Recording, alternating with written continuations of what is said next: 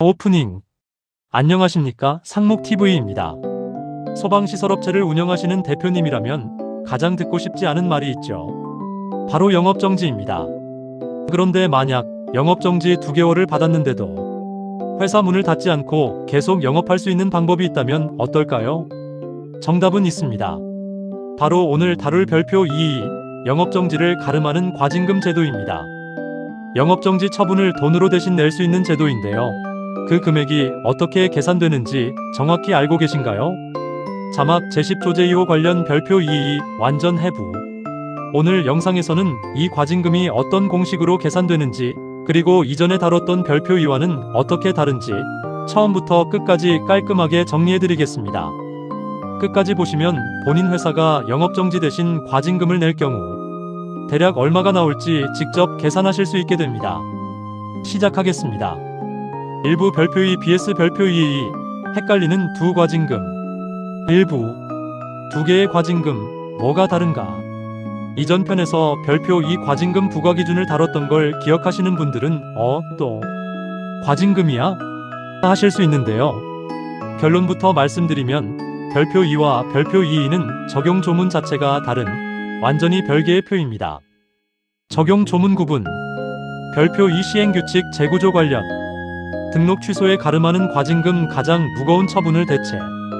별표 22 시행규칙 제10조제 2호 관련. 영업정지에 가름하는 과징금 영업정지 처분을 대체. 즉, 등록 취소를 과징금으로 대신 내는 경우와 영업정지를 과징금으로 대신 내는 경우는 법적 근거 조문부터 다르고 계산 공식도 완전히 다릅니다.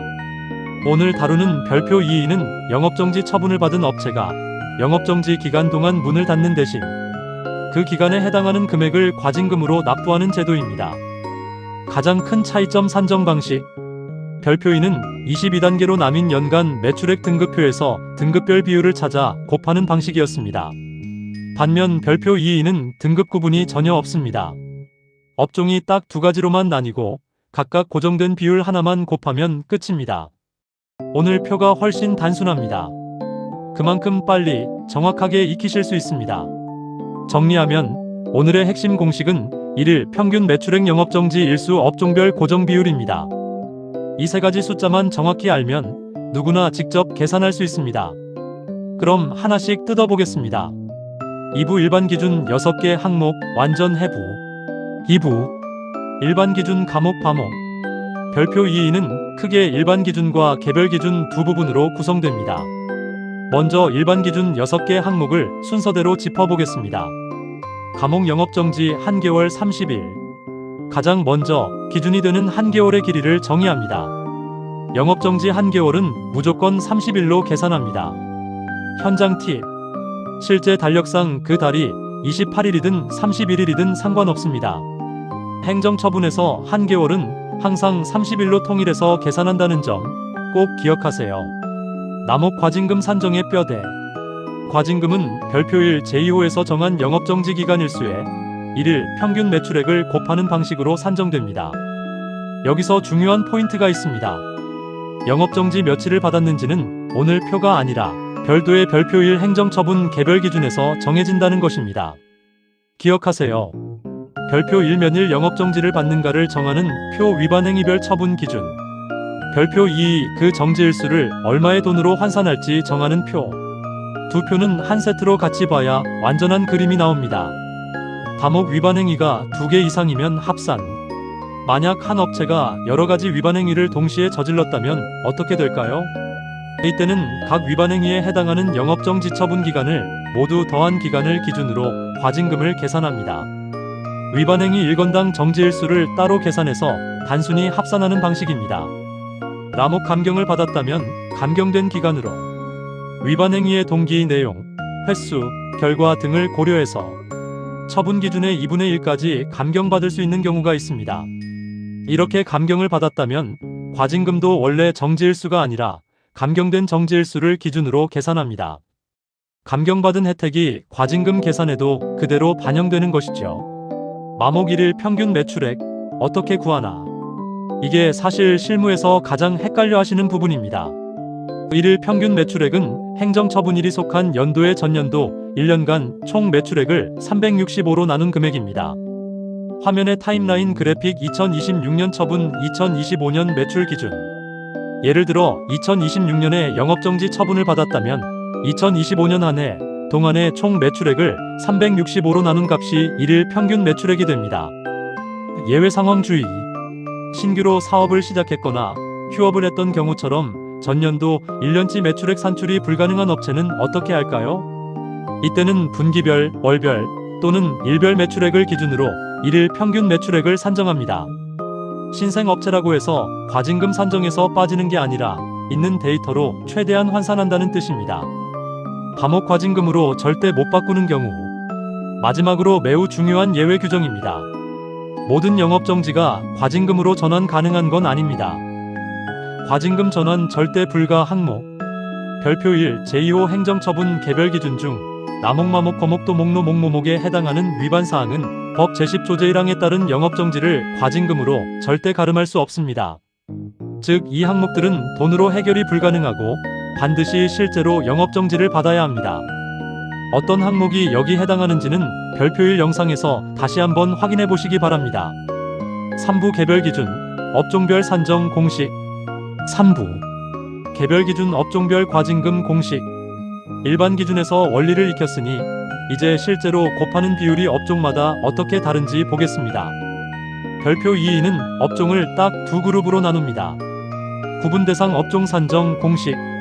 감옥 소방시설 설계업, 소방공사 감리업 1일 평균 매출액 영업정지 일수 0.0205. 남옥 소방시설공사업, 방염처리업 1일 평균 매출액 영업정지 일수 0.0423. 감리원으로 일하시는 분들, 그리고 설계업 종사자분들은 감옥 0.0205라는 비율을 기억하시면 됩니다. 반면 시공업체, 방염처리업체는 남옥 0.0423 비율이 적용됩니다. 왜 비율이 2배 가까이 차이 날까?